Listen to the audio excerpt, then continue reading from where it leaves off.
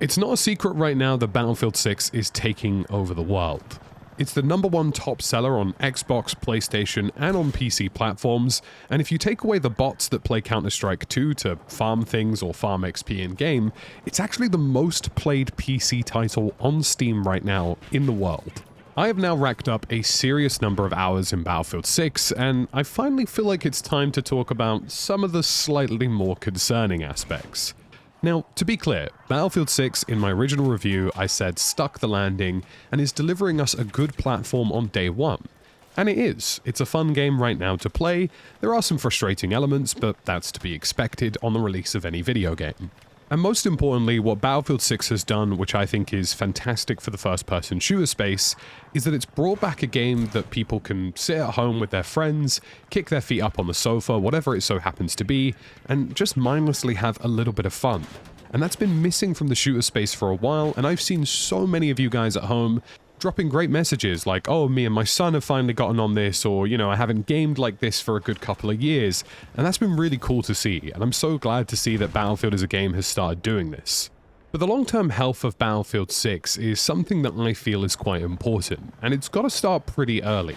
Thankfully, we've already got Season 1 on the horizon, which is introducing new maps and content, and they've already alluded to things like naval warfare and Little Birds in the future.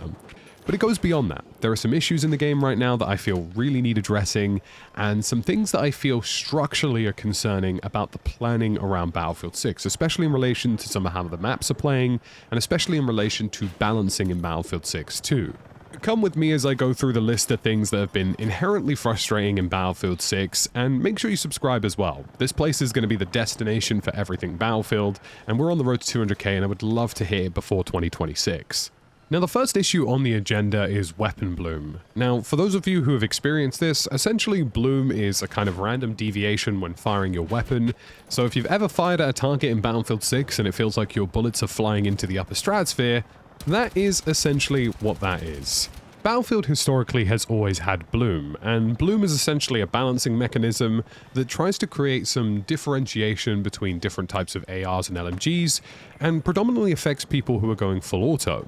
Now, for example, in Call of Duty Warzone and other COD titles, pretty much every assault rifle just becomes a laser beam, because there's nothing characteristically different about them, and recoil can very easily be controlled. So in Battlefield, tap firing is king, being stationary whilst firing over extremely long distances is king, and also using standing, crouching, and prone to affect your bloom values also matters in this game.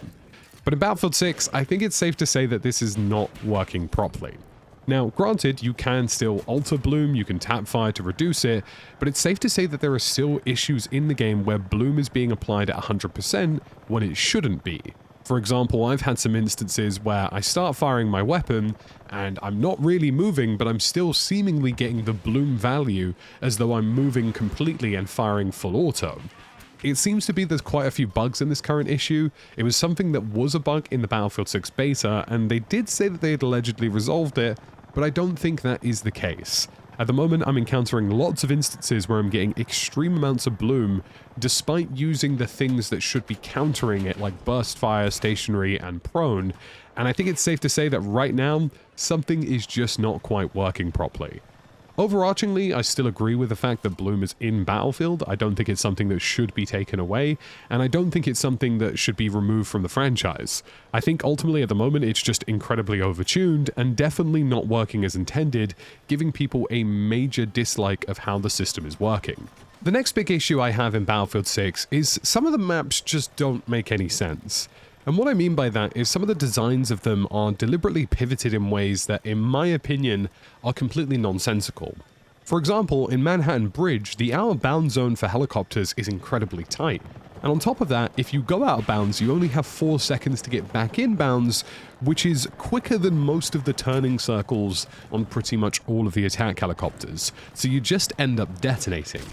That just seems like really poor design and something that either wasn't intended or just wasn't really thought about, and having a wider player space for the attack helicopter just seems logically correct.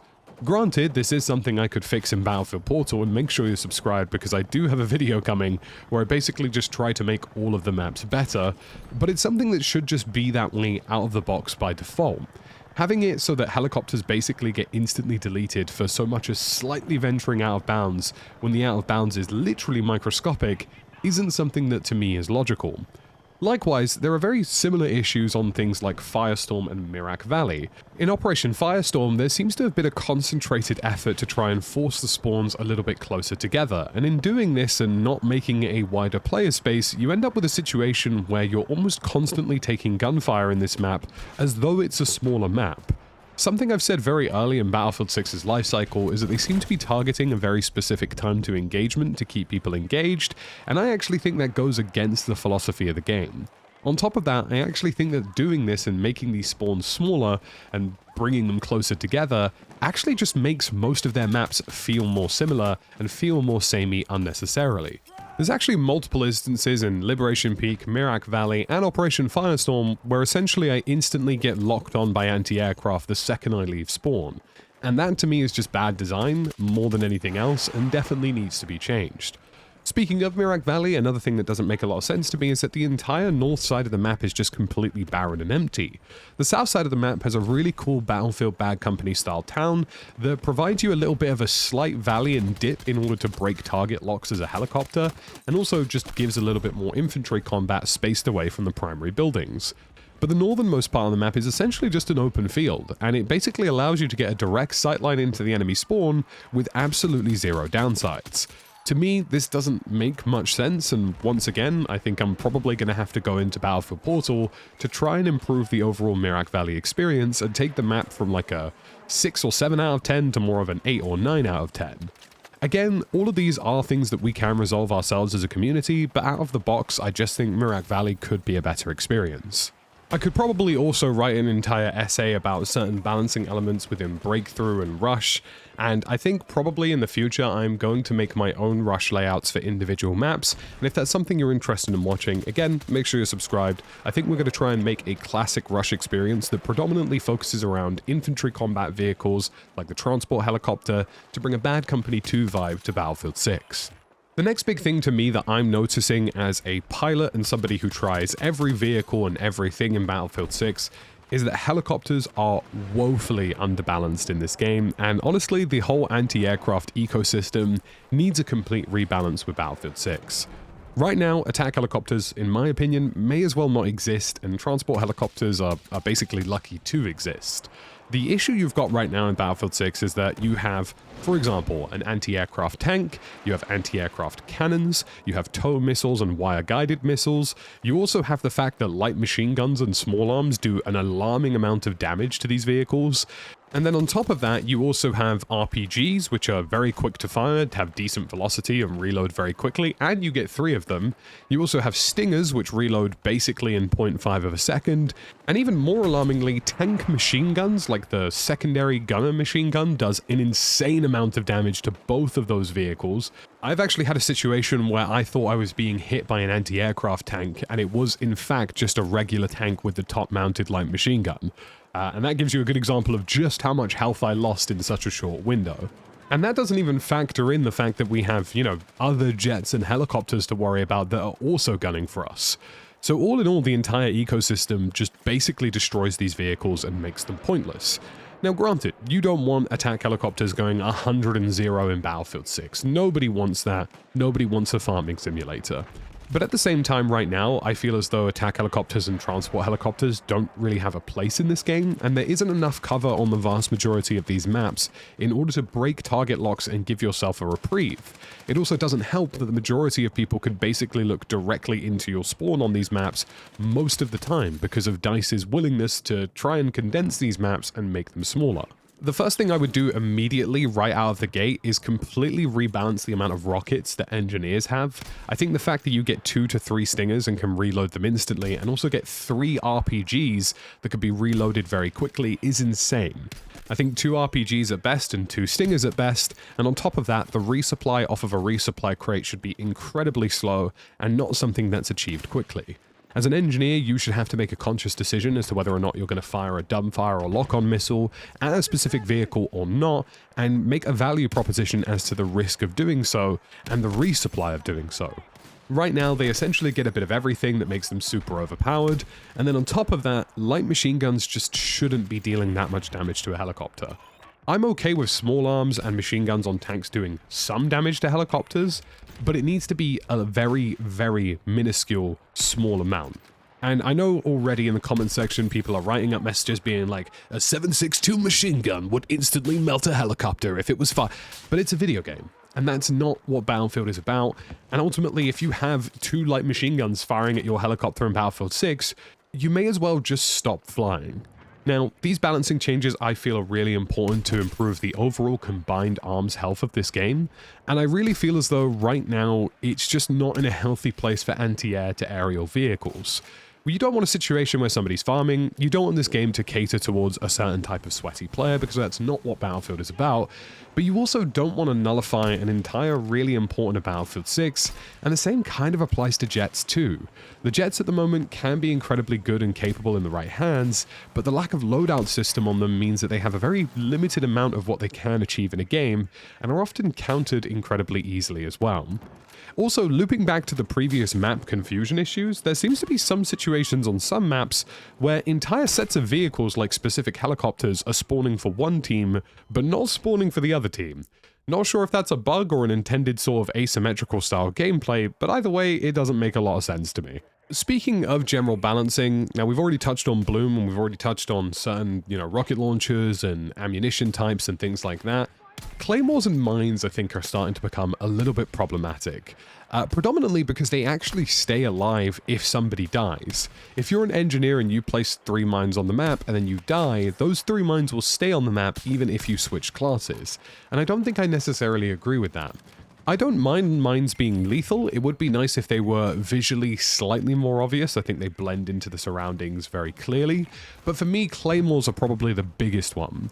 Claymores should not be one-shotting people. I don't think it's an enjoyable experience. I don't think it's enjoyable to get up the top of a ladder or the top of a zipline and instantly be deleted by an explosive that doesn't have a huge amount of visibility.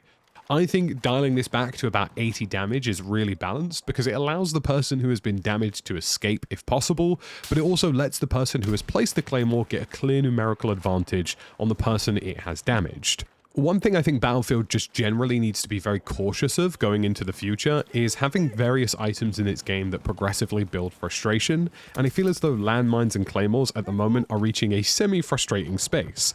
That's not to say that they should be completely nullified. They definitely have a place in the game and can be used incredibly effectively, but again, just minor tweaks here and there to make them a bit more of a balanced and fair experience for all participants, both on the receiving end and the providing end, is definitely the way to go forward. Speaking of things that I feel need complete reworking, the spotting system in Battlefield 6 is very confusing. And honestly, I would not be against them just taking spotting away from the game completely. It's something I feel like we've spoken about a lot in Battlefield and historically. I just don't see the value that spotting adds to the game other than basically illuminating targets that otherwise shouldn't really be seen. In fact, I've had situations recently where I am looking through a smoke grenade and I've got big red dots appearing on my screen above people's heads, and I'm like, wait, how am I seeing them? And on the inverse of that, they're shooting back at me because they can clearly see me being spotted too. And there's just way too many variables. I don't think it's very clear that you have been spotted in Battlefield 6 either. I don't think it's very clear that you can break a spotting sight line. Generally speaking, at the moment, I think the system just needs a uniformity to it, a universal way of how it works and how it doesn't work. I think at the moment, you don't know all of these variables in relation to spotting, and it makes the experience really confusing. It should just be as simple as, if through smoke, you do not get spotted. If you go prone, spotting stops working. Just stuff like that. Things that potentially just give you a universal behavior for how these systems are meant to work, which gives you a counteractiveness to them. Right now, it kind of just feels like you might randomly be spotted on any given occasion, you won't know if you've been spotted on any given occasion, and the whole thing just feels a bit messy and falls apart. It would be nice to just sort of have a uniformity to it, and although I don't want this game to become super sweaty, I really like the things that they do in games like Siege, Counter-Strike, and Valorant in terms of making uniformity for certain mechanics in the game so that they're easily readable and easily counterable. And spotting is one of the mechanics in Battlefield 6 that I feel needs a universal baseline for how it works and how it doesn't work and how you can counter it. The next one for me is the overall grind for XP, both in terms of leveling and leveling up your weapons. I think at the moment it's just too long. I'm somebody who plays this game pretty religiously on stream and I'm making content on it, but at the moment I'm seeing situations where like people are struggling to unlock guns and weapons, and if I'm somebody who has a regular job and can only get on for a couple hours a day or a couple hours on the weekend, it feels like I'm basically making no progress.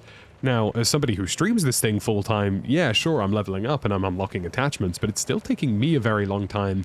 So I'm struggling to imagine how long it's taking the average Joe who's just working. Do you know what I mean? People only hitting like level 20 or level 10 or whatever it so happens to be. It's not fair to expect those people to invest thousands of hours into this game to unlock things that could potentially improve their overarching experience quite significantly. So I feel that that needs addressing. Also, the mastery camos I actually think are really lackluster. Now look, we don't want a Black Ops style camo where things are glowing and things are animated, and those things ultimately just don't have places in Battlefield and visually don't make sense. But a very subtle Damascus camo, like a dark silver Damascus camo, I think would have worked incredibly well. Using things like kill counters on the side of weapons akin to CSGO style stat trackers, I think would have been really cool for mastery systems. And I really want them to flesh out the mastery system in this game a lot more. Right now the progression system doesn't feel very rewarding in terms of what you unlock, and I think they were too scared to add anything that felt visually out of place, which is fine, and I think that's what people were expecting. But there is an opportunity here to just make things a little bit better, improve them in a certain direction. The final thing in this video is something I feel is really important. Now, I understand that a lot of you guys perhaps don't see the potential or understand what Battlefield Portal is going to bring to Battlefield 6 because it's incredibly early doors, and the guys who are actually creating these experiences and learning these tools and learning how to get into these tools are still in that process. But we've seen some really impressive early things come out of this already. There have been guys who have been able to make copies of Space Invaders in Battlefield 6, and somebody who's currently making a third-person SOCOM Desert Glory recreation using Battlefield 6's Portal. And Battlefield Portal generally could get a huge amount of love over the upcoming seasons, and I really think it needs it. I think it needs the ability to have blank maps and blank canvases, the ability to have different assets be placed in any map and not just be restricted to whatever assets are in that map. But most importantly, and probably the biggest one, is just see further expansions of what is logically possible. At the moment, there are no presets in the Portal editor. You basically have to start everything from scratch. So providing basic presets like modified conquest or modified rush so that you can very quickly drag and drop assets and recreate these modes in your own vision and design would be a big thing. I generally think that the sky is the limit for Portal, and I think it's something that's going to drive an incredible amount of interest and content in the future. It just needs that little bit more love progressively over the next couple of seasons. And I'm a huge advocate for that because I've seen what some of these guys are working on, and I've seen what this stuff is capable of, and honestly, I think it's the future of this game. So folks, that's it for me today. My name is Tactical Brit. We are on the road to 200k, which is fantastic. If you could drop a like and drop a subscribe, it would be wonderful, and I would really greatly appreciate it. Guys, thank you for watching this video. I've been the Tactical Brit, and I'll catch you again in the next one.